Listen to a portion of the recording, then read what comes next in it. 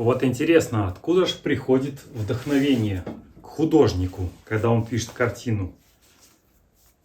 Я не нашел ответа, но мне кажется, оттуда же, откуда приходят рецепты кулинару. И сегодня я хочу поделиться одним прекрасным рецептом, который пришел мне в голову.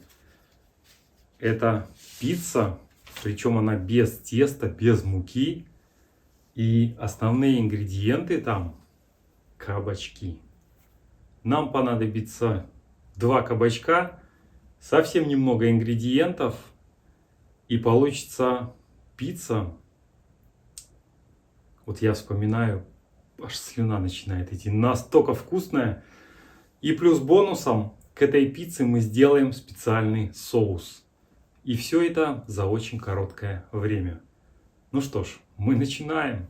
А начинаем мы с наших кабачков. Я взял 2 маленьких кабачка, молоденьких, зрелых. Отрезаю у них возле кожуры и делю вот на такие вот полосочки.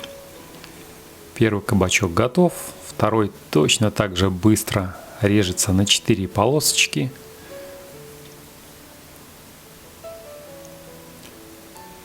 Далее я беру яйца. Солька обязательно у меня идет. Перчик. Это всегда обязательно соль, перец. Ну вот и иногда прованские травы я закидываю. Все это я взбиваю венчиком в однородную массу. Вот такая солнечная однородная масса у нас получается. И на подходе у нас чесночок. Чесночок это вот, видимо, номер 1. Сразу же добавляем в нашу массу и все это равномерно перемешиваем. Без чесночка, скажу я вам, будет вообще не то. Я беру панировочные сухари. 3-4 ложечки будет вполне достаточно.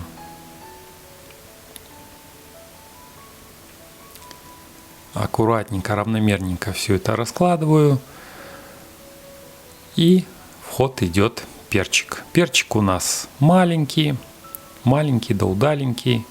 Я вынимаю его внутренности в стороночку все это дело. И большим тесачком я это аккуратненько все измельчаю. Желательно перчик измельчить. Чем получше, это даст необходимый нам в дальнейшем эффект. Вы поймете почему. Все измельчилось и помещается все на тесачок. Добавили в нашу массу. Опять венчиком размешивается это все дело. Быстро, аккуратненько. И наши кабачки мы помещаем и обволакиваем нашей массой. Далее в панировочные сухари все это дело идет. Сверху хорошо промазывается, снизу хорошо промазывается сухарями. Лишнее убирается. И такая же операция проделывается быстренько со всеми остальными кусочками кабачков. На самом деле все это делается очень быстро. Как вы видите, не прошло и 2 минут, 3, как у нас уже пол пиццы готово практически. Последние 2 кусочечка идут в ход. Щедро обволакиваются панировочными сухарями и точно так же помещаются к остальным нашим уже подготовленным кабачкам.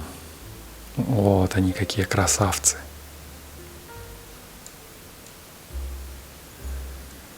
Далее я взял противень, положил пергаментную бумагу и в форме сердечко, точнее солнышко, выкладываю наши подготовленные кабачки.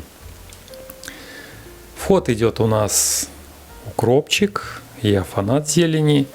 Пока нарезаю укропчик, скажу, что пергаментная бумага это не лучший вариант, потому что у меня моя пицца, она просто приклеилась к этой пергаментной бумаге. Так, пока я разговорился, у нас уже пошел майонез и кетчуп замешиваться в маленькой тарелочке. Это уже у нас идет, как вы видите, петрушка и укропчик. Добавили мы сюда. Это мы делаем соус. Этим соусом смазываем все части подготовленных наших кабачков. У меня их 7 штук получилось. 7 лепестков солнышка или цветочка. Далее я беру морковочку. Морковочку я беру маленькую. Если у вас большая морковка, берите 1/3 или вот половинку. Но нам морковки надо совсем немного. И без горочки я укладываю на каждый лепесток. Далее в ход идет у нас лучок. Лучок у нас среднего размера. Обратите внимание, я его крошить не буду. Я его поделил вот на такие солнышки. И из них делаю колечки. Весь лучок поделил на колечки. Эти колечки по 2 штучки я укладываю на каждый лепесток кабачка. Далее в ход у нас идут грибы. У меня это шампиньоны. Шампиньоны я не мельчу, а нарезаю вот таким вот пластом. И далее вы увидите почему. Все потому, что они красивенько укладываются на лучок. На каждый лучок кладется по одному грибу. И это еще не все. В ход идут оливки или маслины. Я их все время путаю. Ну, в общем, вы поняли. Достаточно 4 штучки. Их я разрезал, и на нашу пиццу этого вполне хватит. Я кладу по 2 штучки на каждый лепесток. Далее идут помидорчики. Я выбрал самые маленькие. Идеально, если у вас будут черри. Почему маленькие? Потому что их мы также будем укладывать на наши лепестки будущей пиццы. По 2 кусочка. Вот как красивенько. И желтенькие, и красненькие черри укладываются. Уже, в принципе, даже и красиво. Далее идет укропчик, а за ним один из самых главных элементов любой пиццы – это сыр. Я взял примерно 150 грамм сыра, на терочке его потер, вот такую красивую массу, и щедро посыпаю с горочкой каждый лепесток нашей будущей пиццы. Уже практически все готово. И скоро мы отправим нашу пиццу запекаться. А пока что лепестки я уложил сыром. И теперь укладываю сыр в середину нашей пиццы. Далее я выкладываю то, с чего мы начинали. Вот этот раствор, в котором мы обмакивали наши кусочки кабачка. И в серединку кладется яичко и посыпается специями. Далее соусик у нас идет. Это сметана, прованские травы, черный перец и солька. И еще, конечно же, зеленушка, петрушка и укропчик. Все это перемешивается дело. Далее идет немножко майонеза и делается однородная масса. после запекания пицца выглядит вот так вот. Не знаю, как вам, но мне аппетитно. И еще если сверху посыпать лучком и прочей зеленушкой, ну просто это космически выглядит дело. Как я уже и говорил, очень сложно отодрать от пергаментной бумаги, но мне кое-как это удалось.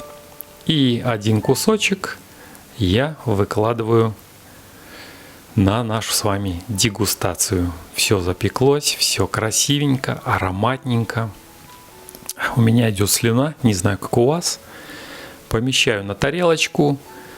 Рядышком будет соусик, который мы делали. Вот ложечку соусика. Вторую. Вот такая красота щедрая. Ну, даже и третью можно. Пришло время пробовать. Кабачок запекся, напомню, никакого теста, никакой муки. Вот оно, какая красота. Даже без ножа легко ломается. Ну что ж, я пробую. Какой аромат. Ох, друзья, очень-очень вам рекомендую это прекрасное блюдо. Делается быстро, выглядит красиво, полезно и питательно. До встречи в новом рецепте. С вами был художник в деревне, который на кухне.